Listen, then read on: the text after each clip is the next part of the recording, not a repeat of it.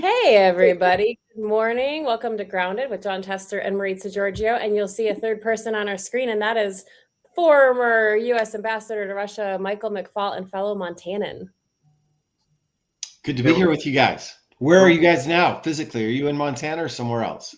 I'm in north central Montana, anxiously awaiting Brawl of the Wild 2 this weekend, and I assume you're going to come up to the game, right?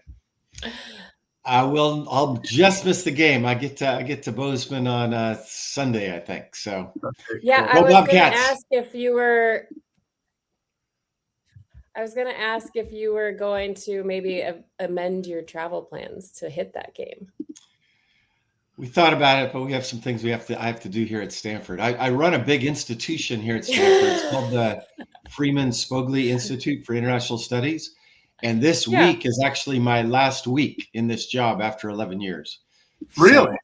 So Well, I that's some gotta news. finish up that job before I can fly to Montana. Yeah.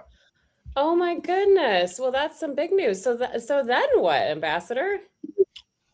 Well, I'll still be a professor here at Stanford. I'm not going anywhere. Just Okay. This is an administrative job. I signed up for 5 years. I then renewed for another 10, another 5, so 10. Then did an extra year so they could find a new director. And that's enough. I mean, we've had a great run. I love the institution. We have a lot of great people. I'll connect you with some for future talks about the world. We have some of the best We'd love it. experts on international politics all over the world. But it's time for me to start a new chapter. Well, Good on you. congratulations. It's good. I mean, look, you kind of done your time, but you're also a very, very important person to have in the conversation. Do we want to start with the conversation here, Maritza? Well, let me just say, I mean, so you talk about running the Spogli Institute. I mean, I don't know how you do everything because you've written this book that's not a small book, Autocrats small versus book. Democrats, China, Russia, America, and the New Global Disorder, with the Oxford comma, I have to point out, and which I am a fan of.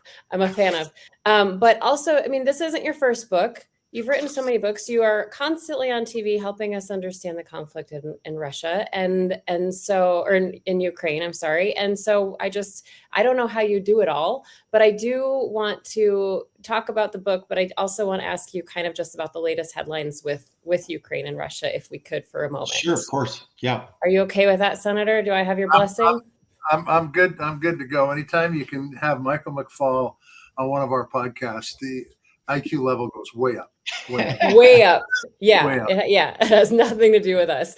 So yes, we want to get into this book, and normally we go through a whole bunch of headlines before we bring our guests in, but we want to get right into this because we are seeing action right now, potentially, Yes.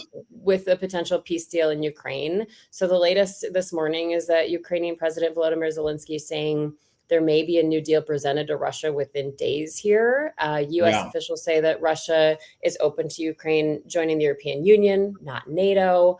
But it seems this issue of territory is not going away. So I'm wondering your just current takeaway about where these peace talks stand, and if you think we're actually going to see something happen.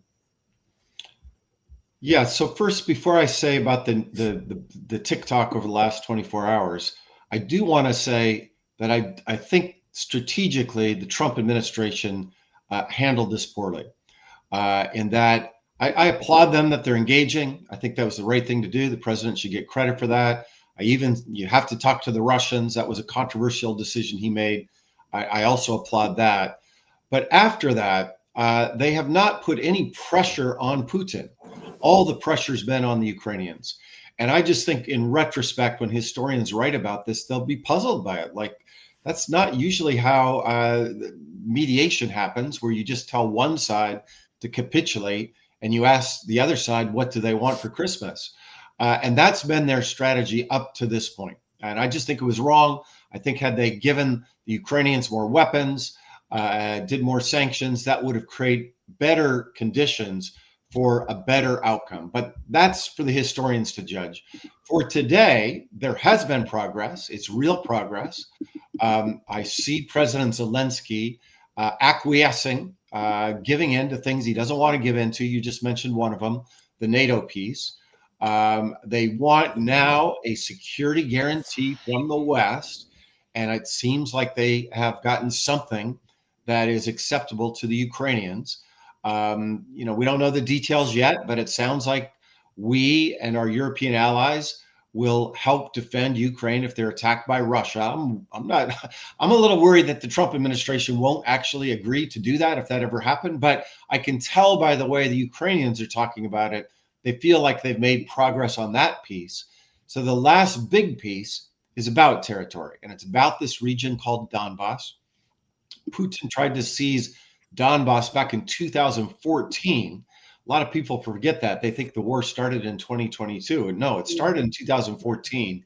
He supported these separatists in Donbass. He sent in his military and his intelligence officers. He gave them arms. It didn't succeed. And so then he launched his full-scale invasion in 2022. And we're now 3.5 years in, almost 4 years in, and they still haven't conquered all of Donbass. So Putin's position right now is give us the rest of Donbass. And he's asking President Trump to tell Zelensky to do that. And Zelensky's saying, I can't do that. I know he doesn't want to do that, but I think it's important to remember he's the democratically elected president of Ukraine, not the autocrat like Putin is. And so even if he said yes, I don't think the Ukrainian people would support that. I mean, this is territory held by Ukrainian soldiers. They fought for 3.5 years to hold it, and now they're supposed to give it up after fighting. I just think that's a bridge too far. And so that, I think they're going to take that to Putin and say, will you now just accept the end of the war where the front line is today? And that's the piece we don't know what his answer will be yet. So this deal, and this may be an unfair question for you, Ambassador, but this deal was this peace deal that they're talking about now one designed by Zelensky or one designed by Putin with Zelensky's input? Because it was apparent the first one was kind of done between Trump and Putin, and maybe just Putin. Yes. Was this one done by the EU and Zelensky, or was the United States a part of this, or do you know? Well, you're right about it's changed over time. So the first one that dropped, by all accounts that I trust, was written by the Russians and handed over to Special Envoy Witkoff. And it was just everything that Putin's wanted since 2022. Nothing had changed. Nothing. By the way, people that are better at this than I am even say the syntax of that document was Russian syntax. Ожидается что? I'm showing off my Russian there. It is expected that. And those kind of phrases are all through there, right?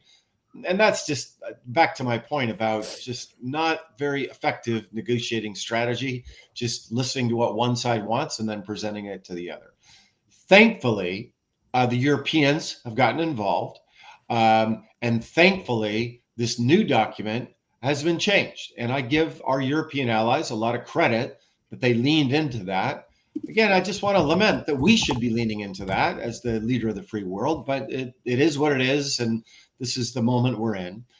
So this now is different. This is, especially on the security guarantee piece. And again, I want to emphasize, I haven't seen the details of that. They haven't been released yet.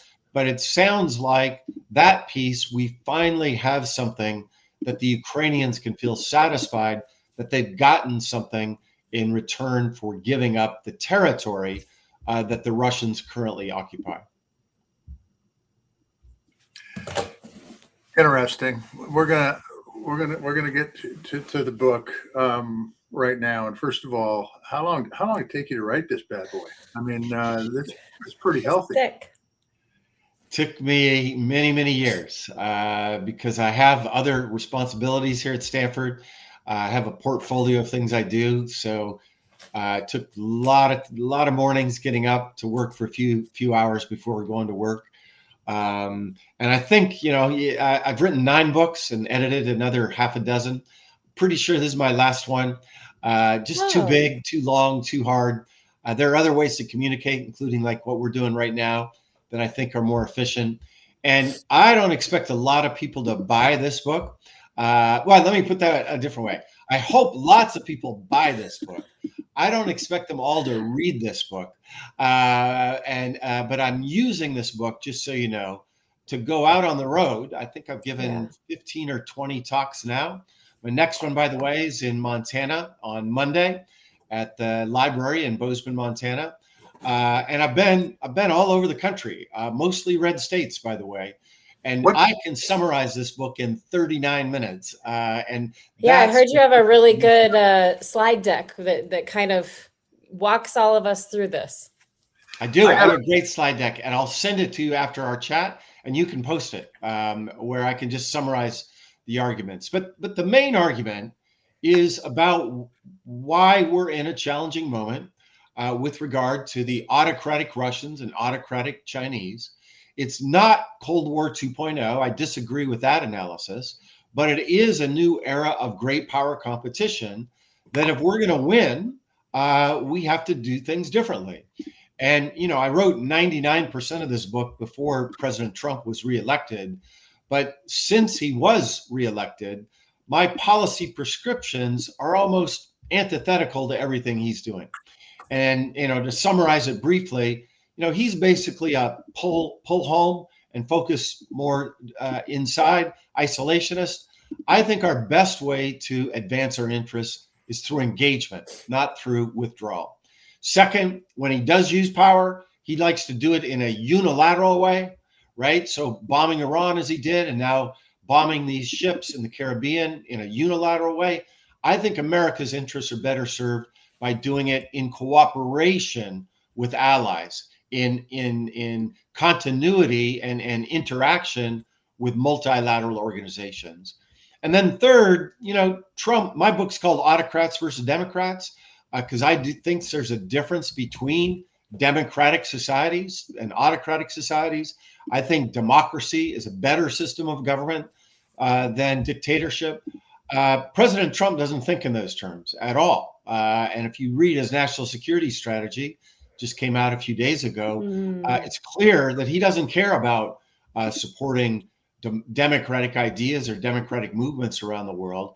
And I think if you look at American history, we've been best served, both our interests regarding security and prosperity, but also our values when we support small d Democrats around the world. So in many ways, if you're looking for an alternative to the Trump doctrine, that's what my book is. Would you say that our strength since World War II, a vast majority of it has come from our relationships with our allies and our strength through allies? Absolutely. When I go through the mistakes we made in the book, and I do this in the talk too, I have a whole slide. We made a lot of mistakes in the Cold War. People forget that, by the way. I think that's really important to remember. Reminds me of when I used to coach third grade basketball in Moscow as the U.S. ambassador. My son was the star of the team. It's kind of easy to be a star of a team when you go from a country where everybody plays basketball in third grade to a country where everybody plays hockey. That's not fair to my son. Look, he's a great basketball player to this day. But he was a star. So our play was pass the ball to Luke and everybody get out of the way. That was our offense. And if he played the whole game, we usually won. If he got 3 fouls in the second quarter and he had to sit down and we won still, everybody forgot about those 3 fouls in the second quarter. But if we lost, then everybody said, oh, Luke, why did you get that third foul in the second quarter and had to sit down? We're forgetting about some big mistakes we made during the Cold War. I'll come back to that in a minute. But on the success side, Senator, at the top of my list is allies. At the end of the day, during the Cold War, we had better, stronger, more reliable allies than the Soviets in Asia, in Europe. And today, when I look at the comparison of power of China and Russia and their autocratic friends, North Korea and Iran, and then I look at the blue team, right? The red team versus blue team, and I look at our allies and I add up, what they spend on defense, we're way more powerful as long as we are united. That's something President Trump is screwing up. Same on the economic dimension. 9 of the 10 largest economies in the world are democracies. And so as long as we're with our allies, I think we're going to be just fine with respect to the Chinese and the Russians and their allies. The question is, will Trump screw that up? I mean, he's threatening to invade Greenland, right? That's an ally. Denmark is an ally of ours. He threatens, that he wants to make Canada the 51st state. 51st state. And you all, I was born in Glasgow, Montana, pretty close to that Canadian border. I got a lot of Canadian friends. They don't think that's a joke. Some of these Trump people, they tell me, Mike, don't just mellow out. He's just being funny. No. Don't find that to be a joke. And I just think this, in many ways, is the core thing that we need to preserve so that in the post-Trump era, we still have our allies to help us manage our security vis-a-vis China and Russia. I would say, Mike, and I do not have the pedigree that you have from a world standpoint, and ambassador to Russia and all the things you've done internationally. But that is not a joke. What he's talking about, Greenland and Canada, is not a joke. And for those people that say, don't worry about it, just look what he's done. Yeah. Because all those things in the first term, they said, well, that's just a joke. He's just kidding. He's implemented it. That's a great point. That's a great point. And man, oh man, I'll tell you what, if people don't start taking the president and what he says is serious information that comes out of his mouth, and he did it again yesterday, by the way, the information that he talked about with Rob Reiner is incredibly disturbing if you're a human being. I'll just tell you that. If you value civilization, what he said yesterday was absolutely very disturbing. And so when he talks about going into Greenland or Canada, from my perspective, and I live pretty much straight west of Glasgow, and I've got a lot of friends up there too, and we've got a lot of Canadian folks that watch this podcast.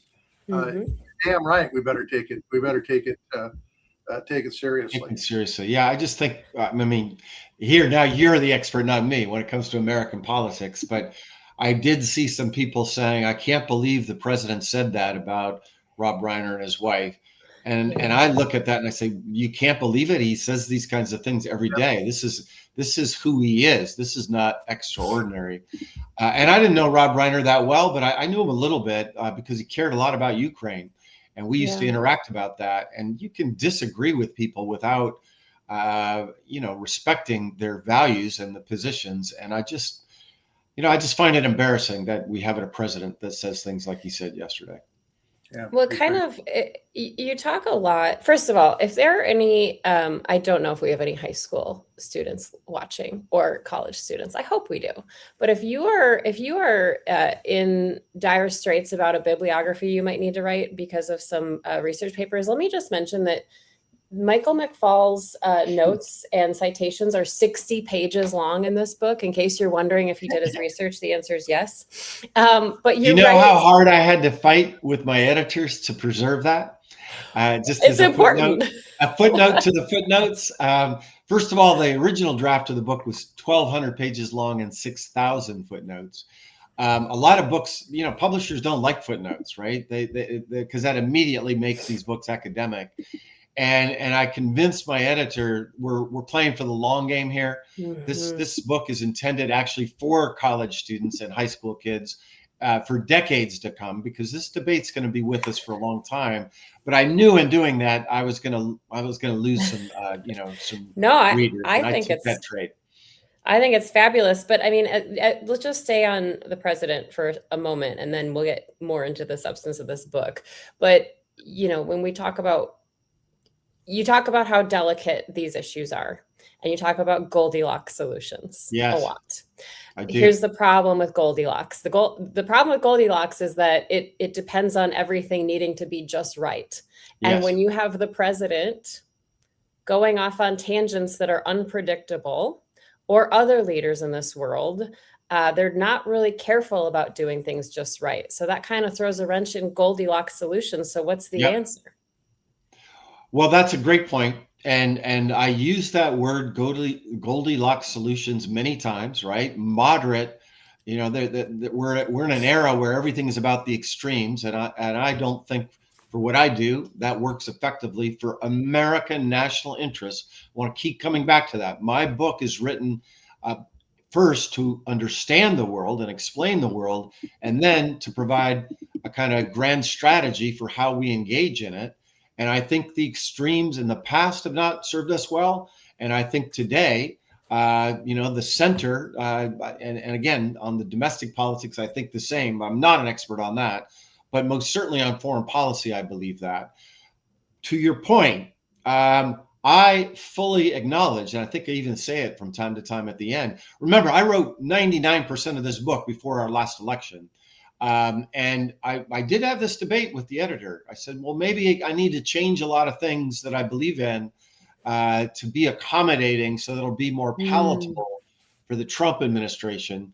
And I deliberately chose not to do that because I don't, first of all, I don't think they're going to read this book. I know the president's not going to read this book. I'm not sure I have any, sway, with one or two exceptions with this current group. This is a book for the post-Trump era, and I fully acknowledge that. But I think your point is a really good one and should be instructive to people thinking about being in the government in the post-Trump era. That extremism is what will be hard for us to advance our interests in the world. Polarization, I have a big chunk on polarization. Polarization at home means we're fighting each other at home and we're not focused on the Chinese and the Russians.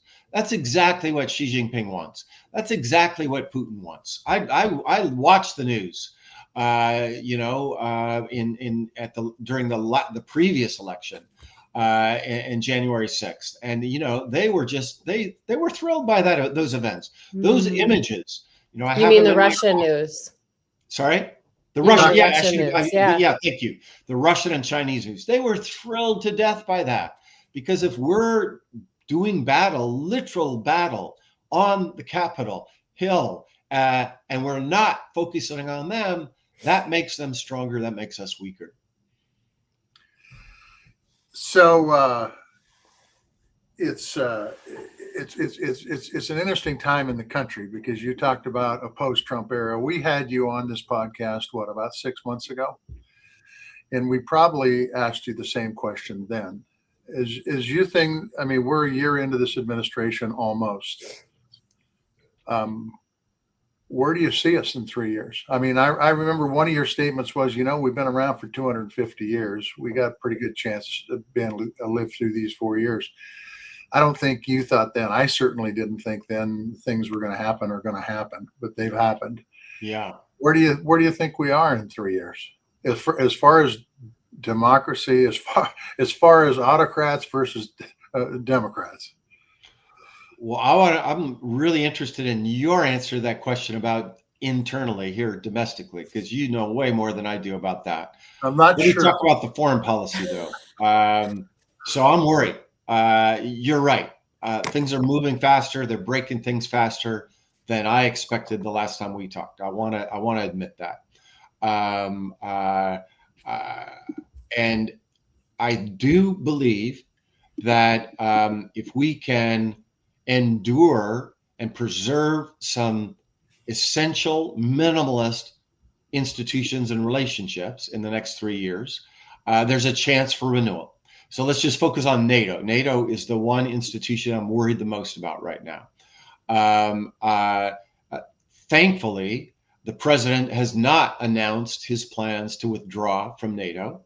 And partly he's not doing that because he knows, if he's looked at the same opinion polls I have, that the American people don't support that.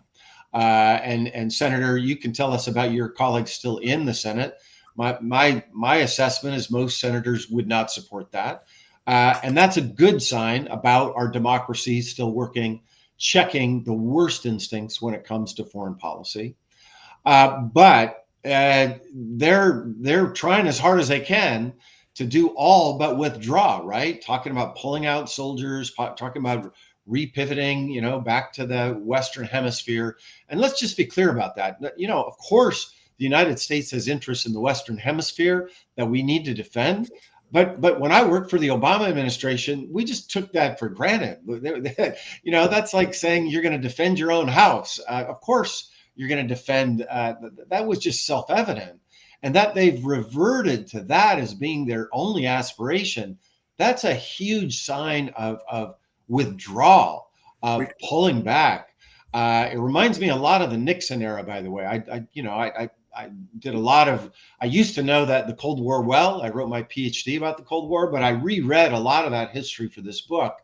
And that's what Nixon was trying to do. He was pulling back, saying we couldn't stop these communist countries. We had to let our allies do these things on our own. And I just want to remind everybody watching, if you go back and you read, there's a lot of fatalism in America in the late 60s and early 70s. And in, the cancer that is communism is just going to take over everywhere because they had a lot of momentum, right? Laos, Cambodia, Vietnam, Angola, Mozambique, Nicaragua. And we look pretty divided at home, punctuated by the resignation of our president. 20 years later, the Soviet Union collapses, and we're the world's only superpower, and democracy is the only game in town. So people that are saying those same fatalistic things today, I would just remind them, they may be right. I don't know. We're political scientists. We're not very good at predicting the future. By the way, neither is the CIA. I worked 5 years in the government. We got a lot of things wrong when I was there. But I just think it's way too early to just say we're on this trajectory forever. And the second thing that gives me, some comfort is that the president is not very popular anymore. His ideas about embracing Putin, only like 19% of Americans agree with him on that. And that, I think, and then now I'm going to hand the baton to you. I think, or both of you for that matter, both of you know way more about America than I do. Does that give an opportunity for constraining these worst elements of executive power, especially in the upcoming, elections that we'll have next year? So first of all, never assume that we know more than you do or any other guest. Never. Never. Never. Secondly, I will tell you, there's one thing that totally makes me wonder what the hell is going on in this country, and that is the fact that Congress has totally went AWOL. They've totally.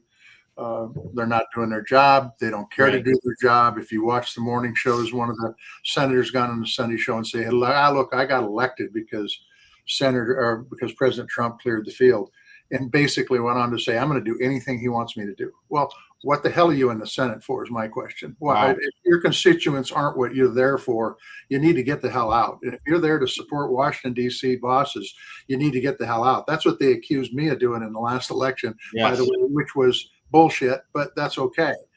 So that's the part that bothers me. The people that I served with, that I know are good people, that understand democracy, and they understand they may be conservative as hell, but I don't have a problem with that. Right. If they're fiscally conservative. Now they're not even fiscally conservative. They don't care about what's going on internationally. And if they do, they're not making their voices heard. And you continue to see the three branches of government being eroded to the point where there's only one branch. And that brings us to your book, which means we'll be in an autocratic society. Right. And I kind of like freedom, and I like, privacy, and I like to be able to determine my own future. I don't like Uncle Sam doing that shit. Yes. Totally. And so it's got me not a little distressed. It's got me a lot distressed. And I'm telling you, I'm not the only one. You probably are there. And I've got some of my relatives are there. Some others of my relatives think this guy's the best thing since Jesus Christ himself. Yes. Crazy. Well, and I have some of those relatives too, just so you know. Yes. I think you're right, Ambassador McFaul. I mean, we are seeing cracks in that fealty a little bit on certain issues. Certainly, we've seen some lawmakers question, for instance, the alleged drug boat strikes in the Caribbean, some of these things. But when you think about Trump 1.0, there were people in that administration who served somewhat as guardrails. And it seems like those people are gone. And anybody who continues to try to put up those guardrails, they're out the door, they're fired. And you bring up, you bring up the national security strategy. And Olivia Troy, who worked in the Trump administration, she wrote about this week, and she basically said that this stunned her. And she talked about how migration is now the top security threat not Russia or China, I and know. that this new NSS doesn't even mention the great power competition, which you talk so much about in your book. And she wrote, if you're Vladimir Putin, you're reading this with a smile. And so, I'm wondering where are these folks now? Why aren't they saying anything about that? I mean, our national security strategy is pretty important. That's a great question. So first, I helped to write President Obama's first national security strategy. I remember that process, and they are important documents in terms of guiding the government. Probably not as important as everybody thinks, because the process is really an interagency process that dukes it out in terms of policies. But there's a couple of problems with the current Trump team that you alluded to, and I want to amplify. So first, the Trump administration's first national security strategy back in 2017 was just radically different than this. It was written, back then the national security advisor was H.R. McMaster, General H.R. McMaster. He's now at the Hoover Institution here at Stanford with me. I know H.R. well. We don't agree on everything, but on that piece, I think he was right in identifying China and Russia as the main threats to America. This document doesn't do that, and that just shows you that individuals in the government do matter, because you're absolutely right. There are no generals. All those generals they used to have. General Mattis, also here at the Hoover Institution, not there. General Kelly, also not there, and a different group of people wrote this one. That's the first thing.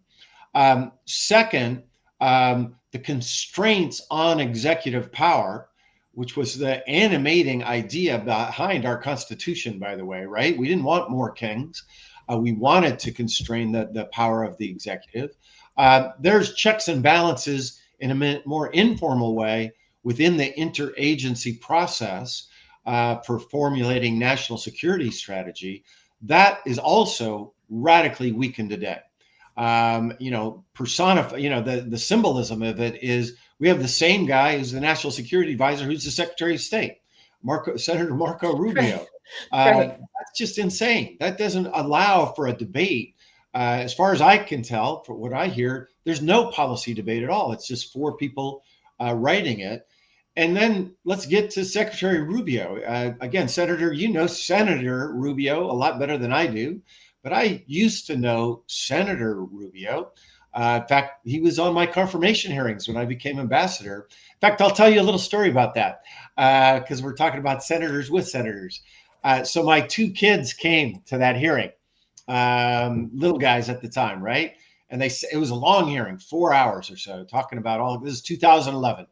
At the end of it, they didn't know who Democrats and Republicans were, right? They're just and I asked them, which senator did you like? And they both said immediately, that Rubio guy. And I was like, why? And he said, because he agreed with you, Daddy, and he was a nice guy.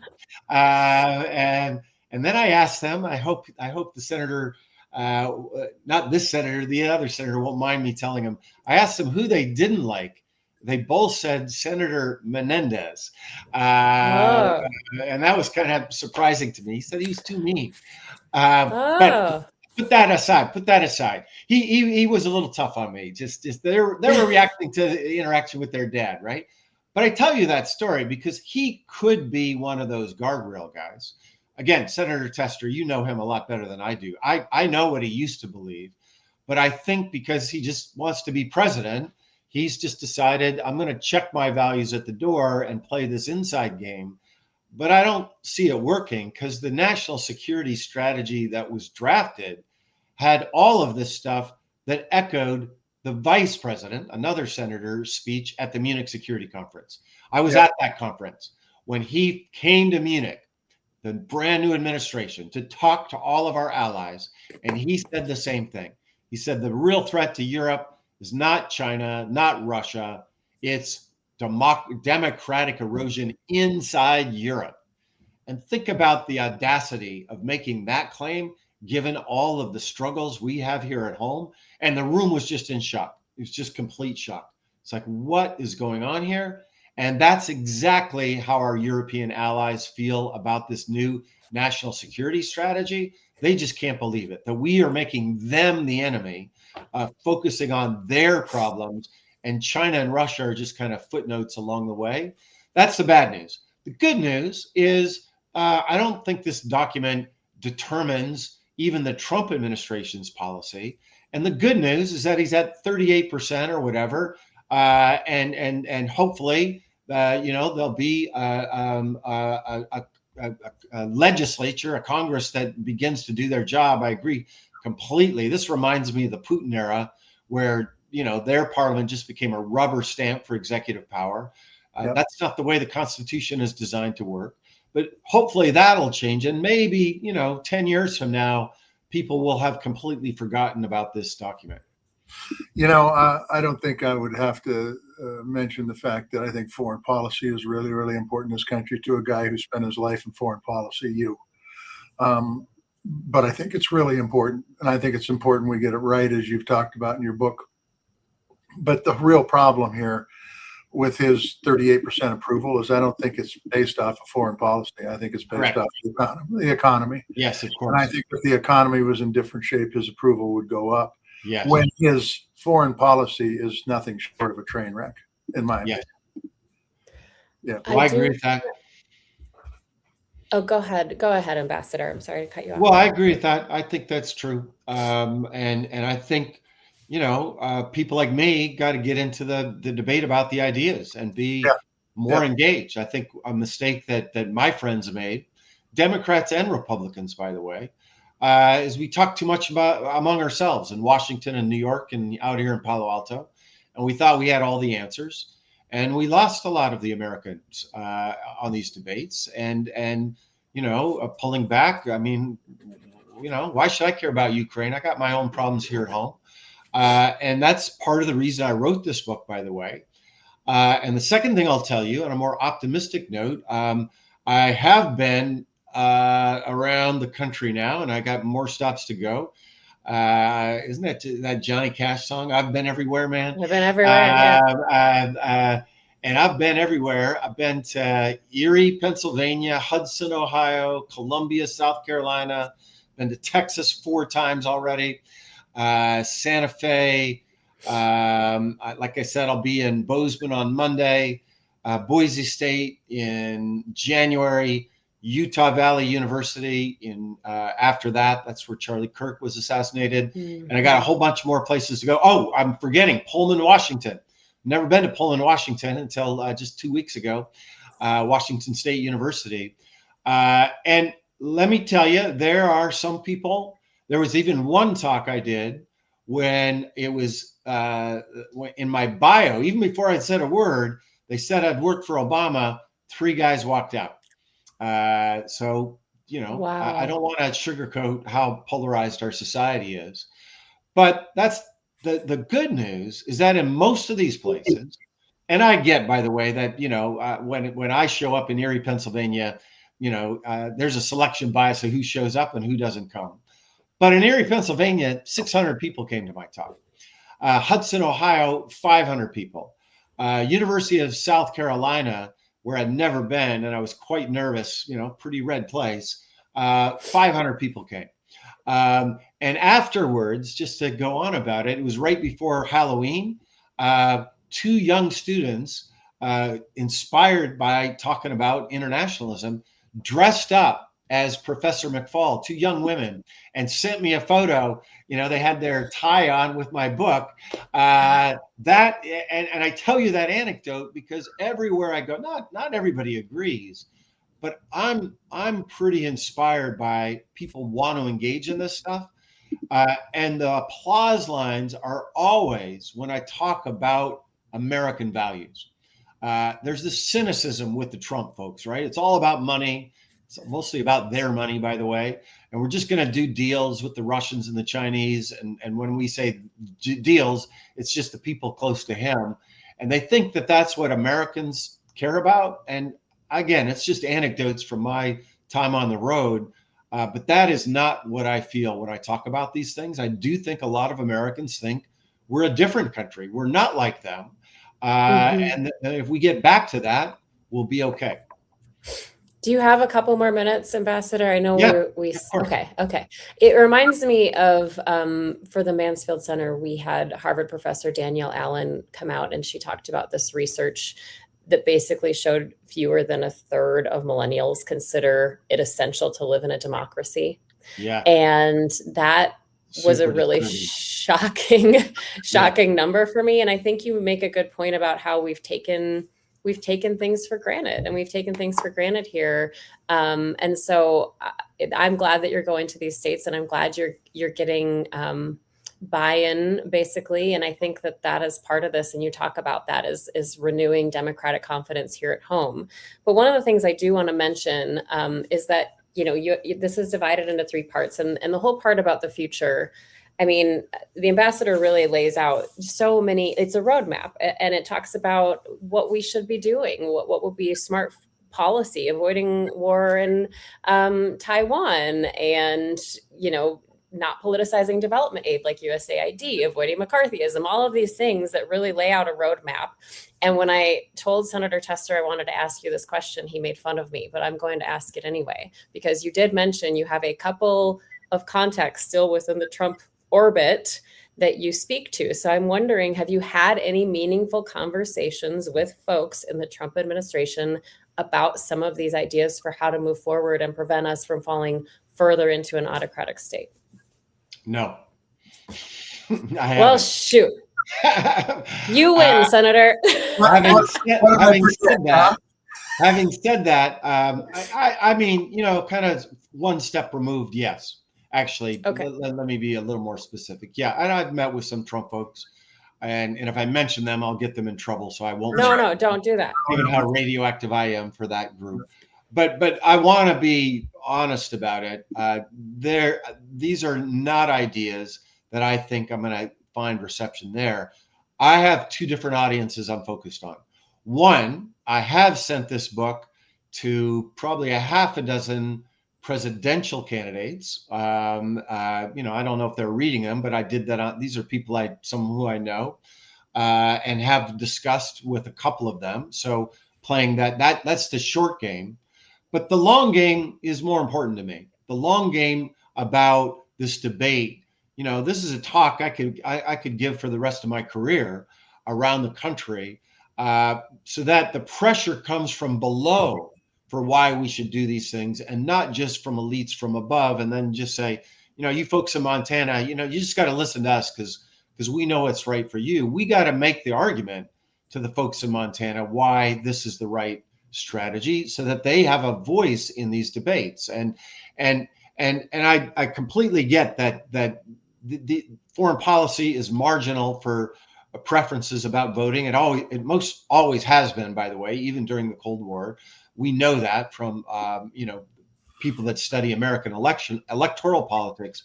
But I think we have to have a new base for some of these institutions. So USAID that you mentioned, right?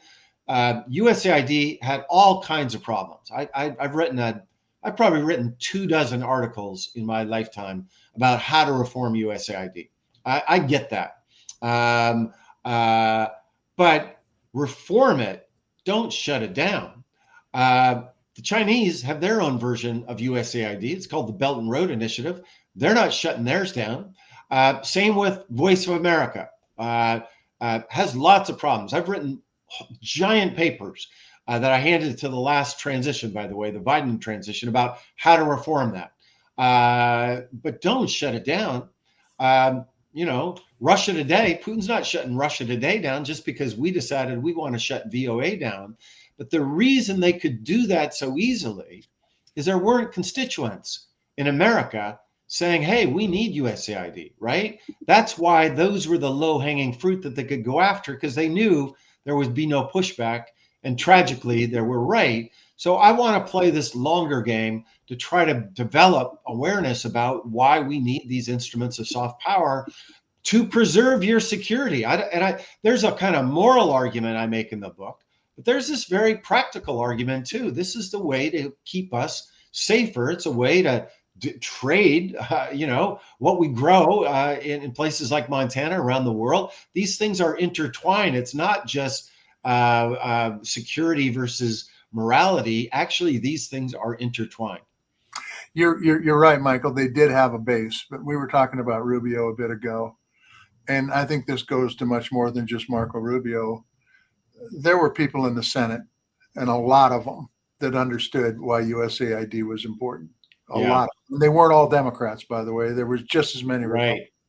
Marco was one of them, by the way. He understood the USAID was important. Interesting. I heard him speak in committee about it. Wow, that's so interesting. But by the way, you would never know it now. And I would say the same thing about, you talked about Taiwan. Maybe I'm wrong on this. We're not that far off from being similar in age. But wasn't one of the Republicans' last stands was we're not going to let China take Taiwan? That was a Republican pushed out. When I was growing up, that's one of the things Republicans stood for. That's right. Strong defense, and they worked, and we're not going to let mainland China, red China, communist China, whatever the hell you want to call them, take over Taiwan. And now it's like, who gives a shit on the Republican side of the aisle? I mean, if we got people talking about what's going on in Taiwan, I'm certainly not here. I'm not picking it up. And by the way, Maritza pays a lot of attention to that kind of stuff, so she'd forward it to me if it was being out there, okay? But it's not. It's crazy. Well, I'm glad you brought that up, because I do spend a lot of time in the prescriptions in my book about Taiwan and how to avoid war over the island of Taiwan. That's the goal, I think, that should be paramount. Absolutely.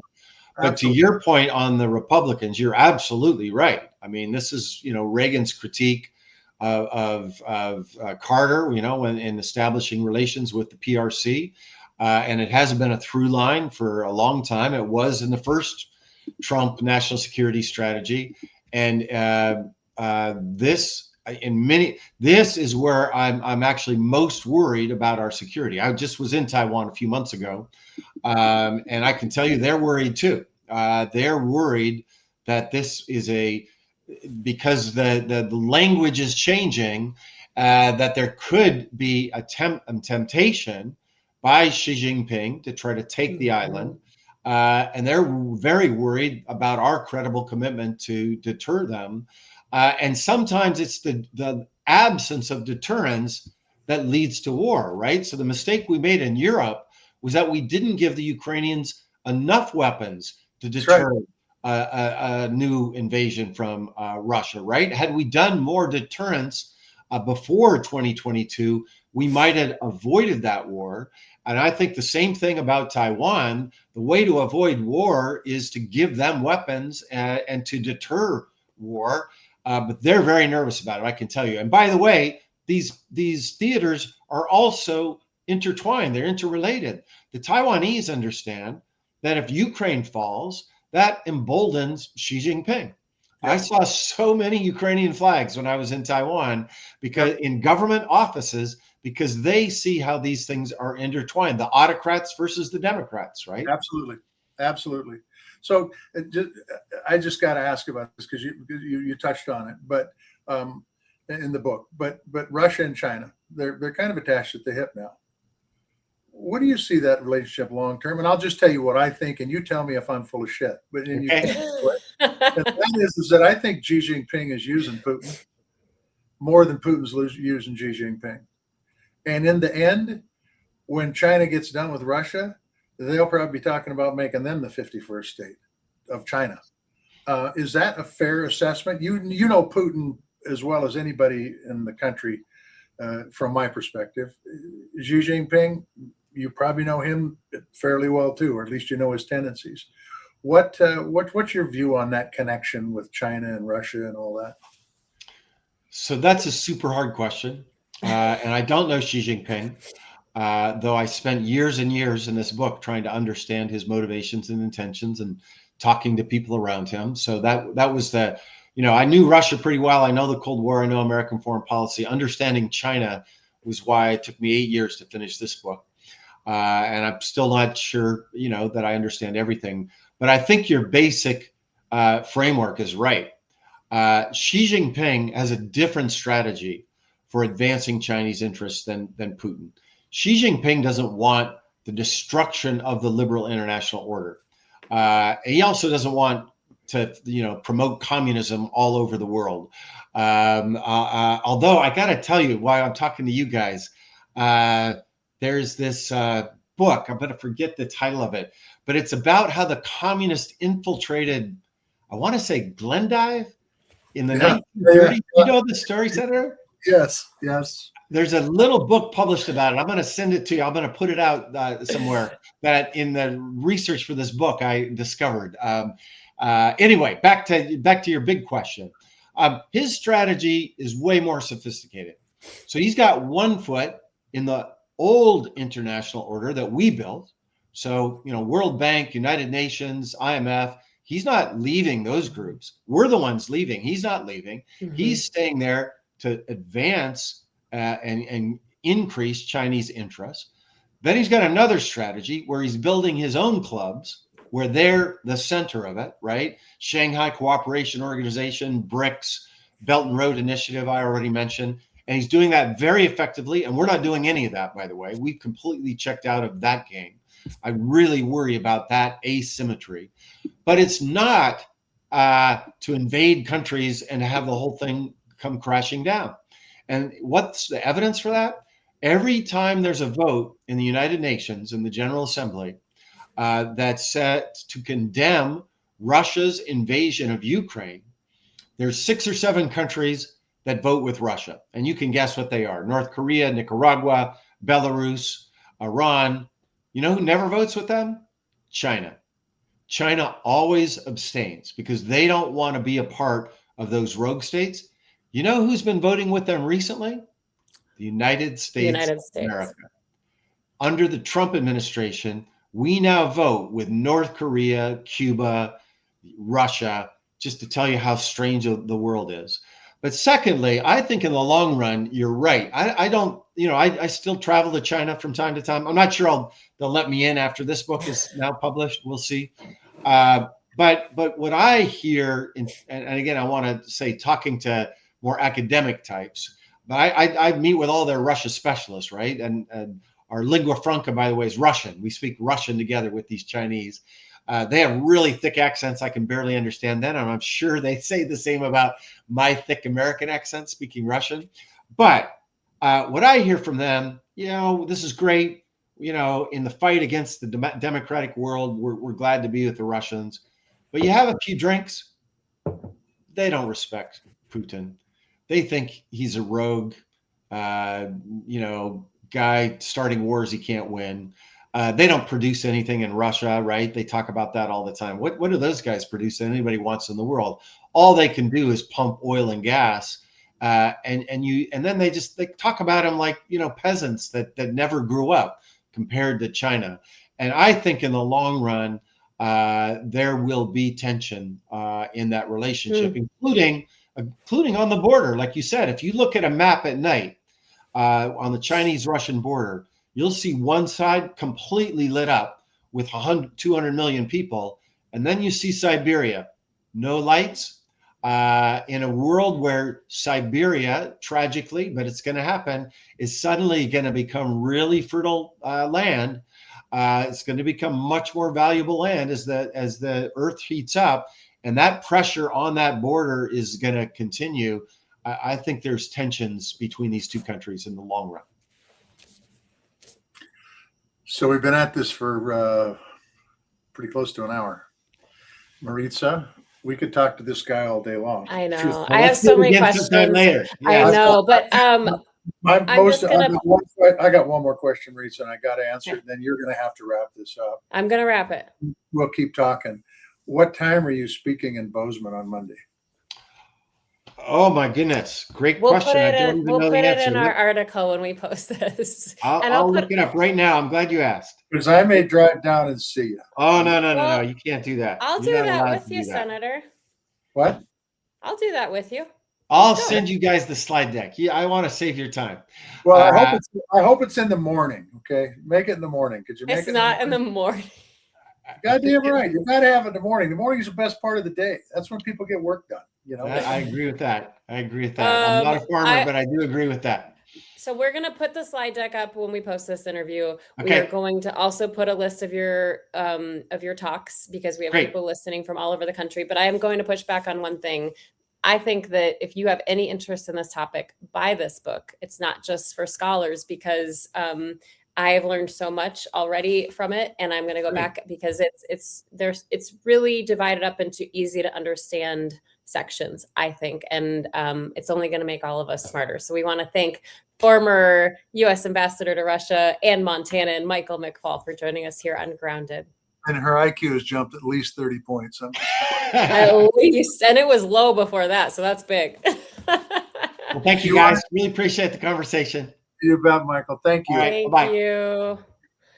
Okay, for everyone who's with us, though, don't go anywhere, because we did start with our conversation. We do have some headlines to get to. Oh, Stephen is saying it's at noon in Bozeman. God damn it. That's tough. You know, too bad the former ambassador didn't consult you on your schedule. I know. I know. It would have been much no better. Respect. If you'd been at 9:30, it would have been great. But you know how it is. You get no respect. It was a great chat. Like I said, we could have talked about so much. We could always talk about so much with Michael McFaul. Yeah, for sure. But let's. We didn't even get into Cat Grizz much, or Grizz Cat. Not much. I know. So if you're not in Montana, it's going to be a big weekend, because our two rivals, Montana State and University of Montana, meeting up again for the second time in what would this call? Like, the winner goes to the championship, right? Goes to the national championship game in Nashville, Tennessee. Yep. So there will be a Montana team in the national championship game, which is exciting. I mean, I am a Grizzly. I'm a University of Montana Grizzly. But I'm excited there's Montana representation in the national championship, no matter what. I'm going to get some hell for that, I'm sure.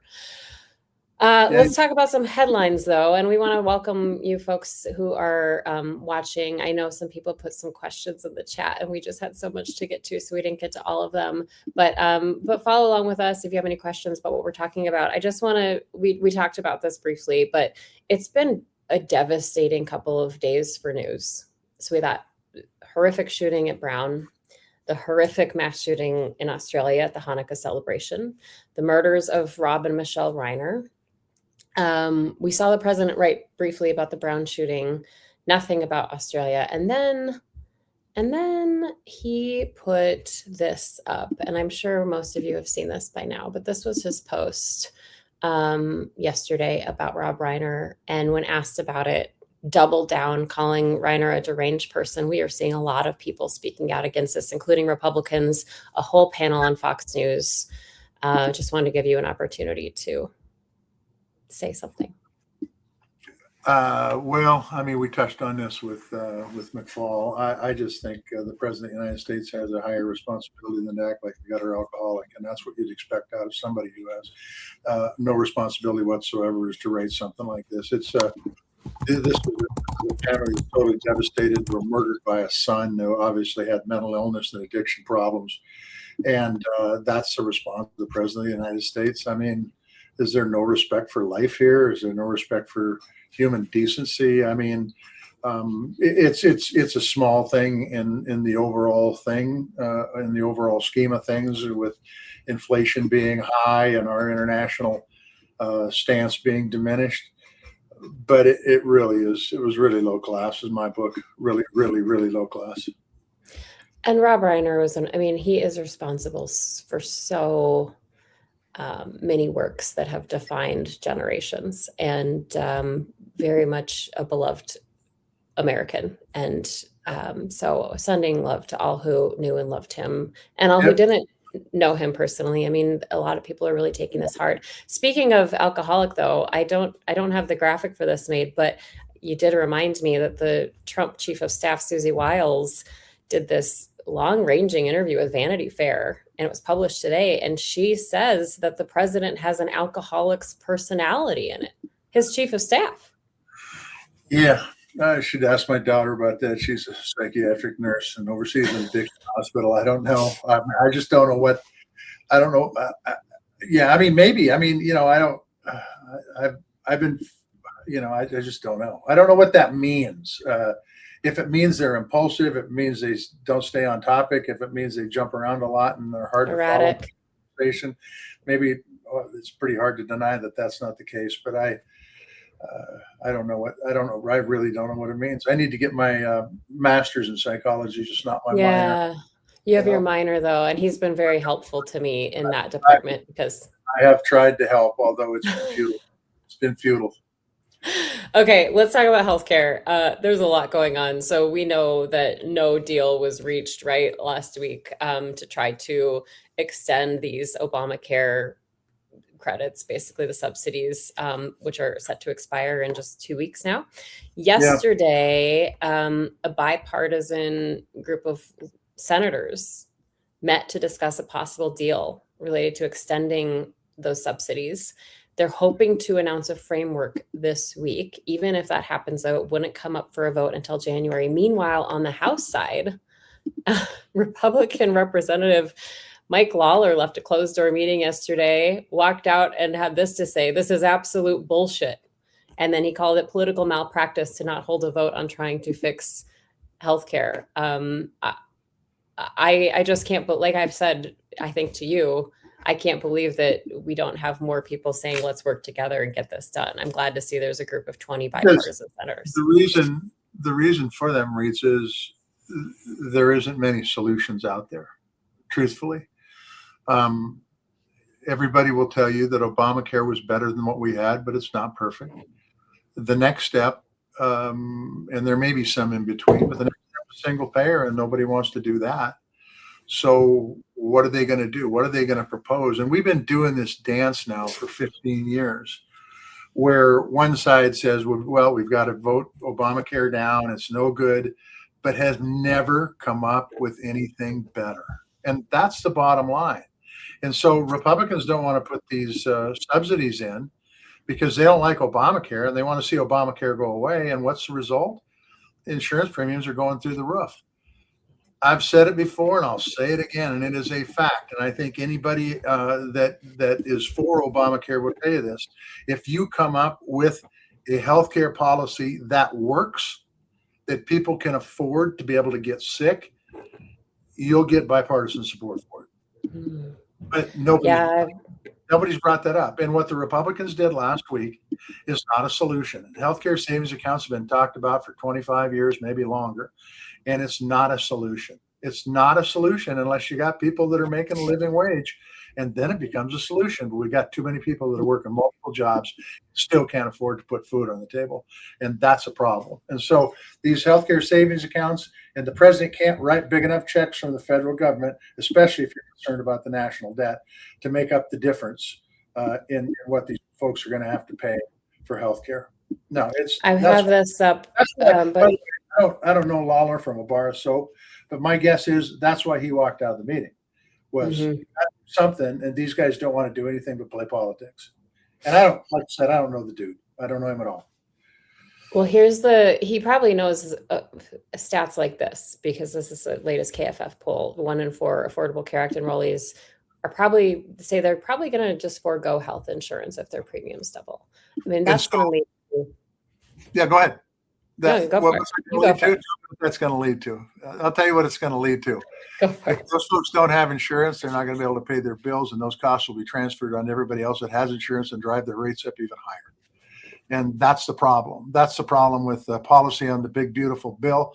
And I'm being generous when I call it that, on reducing Medicare and Medicaid, because it's going to be less people insured. Hospitals are going to be able to take in less money. They're going to have to transfer those unpaid costs of charity care to other people. And it's going to drive up rates for everybody else. So it just makes the problem worse and worse and worse. All right. I have 2 more quick stories. This one, though, I know close to your heart, as the former chair of the Senate Committee on Veterans Affairs. Did I get that right? I always miss a word. You got it right. All right. Good.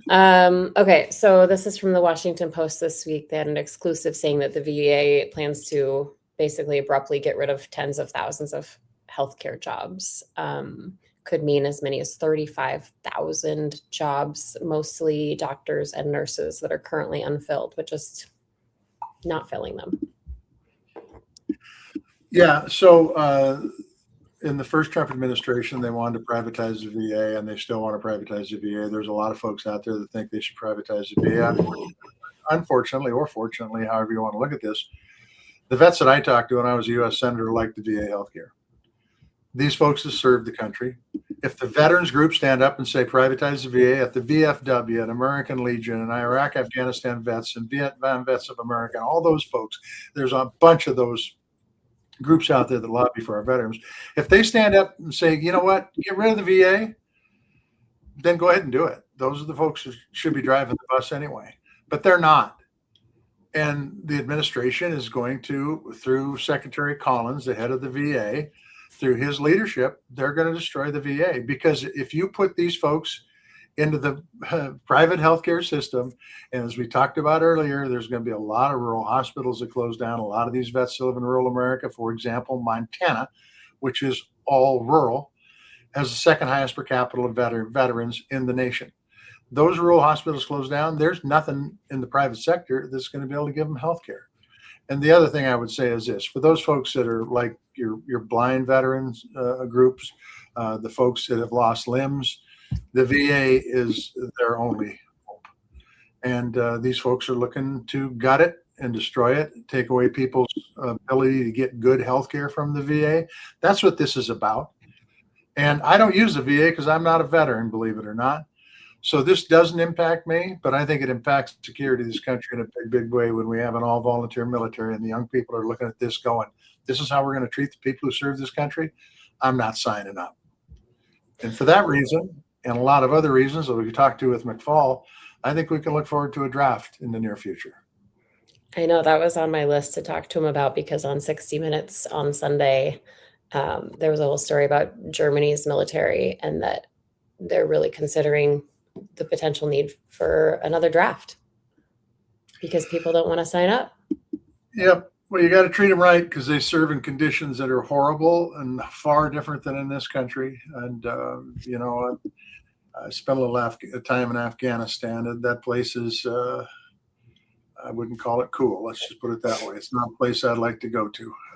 And it's a whole lot different than anywhere in this country, including Montana. But those folks go over there, they serve, they put their lives on the line, they come back home to see their health care undermined and hollowed out. Not cool. Well, our last headline that I wanted to end on, we probably could have had Mike McFaul stay around for this one. This is a story that no fewer than 10 people have sent me this story. This was in Politico. And it basically is on the ground reporting from both Marion, Montana, and up the Blackfoot River corridor. And the headline is, "I didn't vote for this." It basically talks about how all of these DOJ cuts have impacted the way of life out west, specifically in Montana for this story, from gutting Forest Service departments that, employees that take care of our public lands, to firefighters, to funding programs that help with irrigation efforts. So this was an interesting read for so many people who asked both of us, what are people saying out in Montana? Well, and I'll tell you, Marion, Montana is probably one of the reddest parts of the state of Montana. It's very Republican. And right now, we're getting weather right now that's taking all the snow out of the mountains and putting it down the rivers because we got unbelievably warm temperatures for the middle of December and rain on top of it. So we're seeing a lot of flooding in places in northwestern Montana. If that snow isn't replaced over the next 2 to 3 months, this is going to be a hell of a fire season. And all those DOJ cuts to the folks who take care of our public land and the firefighters. And by the way, all three of these things they mentioned, and irrigation, because there won't be the water there to irrigate, and it will require management to have that water there to irrigate, will come home to roost. Those chickens will come home to roost, and it won't be good for the United States of America, and certainly won't be good for those regions of the country that are impacted. But it'll give legs to people like Senator Lee, who says, we need to sell our public lands. And when they're on fire and they're not managed correctly, it gives people like him to say that with some credence, when in fact, it's a problem that's been created because of bad management. Yeah, that could be a whole episode. I did a very in-depth couple of stories about that, about our management. When you were in the news media, when you were Yeah. before they laid you off, before they canned you? Yeah, before that. Like how you were on the VA, you were the VA chair before they canned you. Before I got fired. Exactly right. I mean, you got to accept it for what it is. I mean, people didn't like the job I was doing, so they said, get the hell out. So I'm out.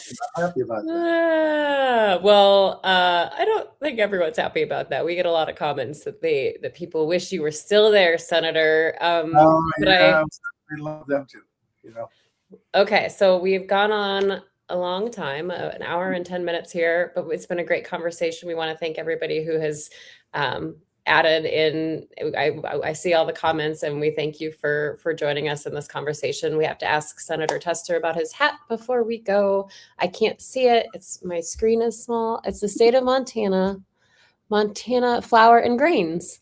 Yeah, it's a little company in Fort Benton, Montana that buys grain and ships it out. Sometimes it's in 25 kilogram bags. Sometimes it's in bulk bags that hold about 2,500 pounds, and then sometimes it's in train cars. So it's a good little plant. It's a good little family-run organization that employs quite a few people for the amount of grain they move, and it's one of those manufacturing companies in Montana and in the United States we need more of to put more competition in the marketplace.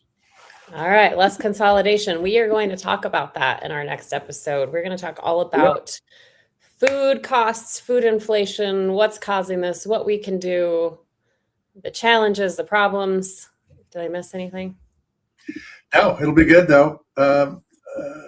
We got a guy named Scott Faber who's coming on, and hopefully he will put forth some information that will make us all smarter, just like McFaul did today. Oh, McFaul always makes me, McFaul he can make me feel smarter and also dumber at the same time. It's a gift. He's one of those guys. I'm telling you, he's a good dude.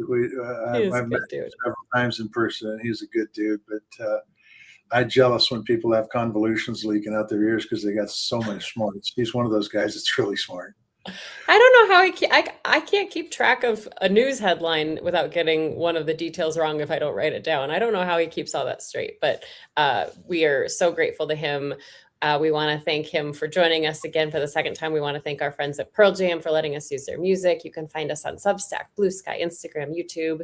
You can send us an email at groundedpcast@gmail.com. Did I miss anything? I think you got it all. You got the full load. All right. We want to thank everybody for being part of this community with us, and we'll chat again soon. Tally ho.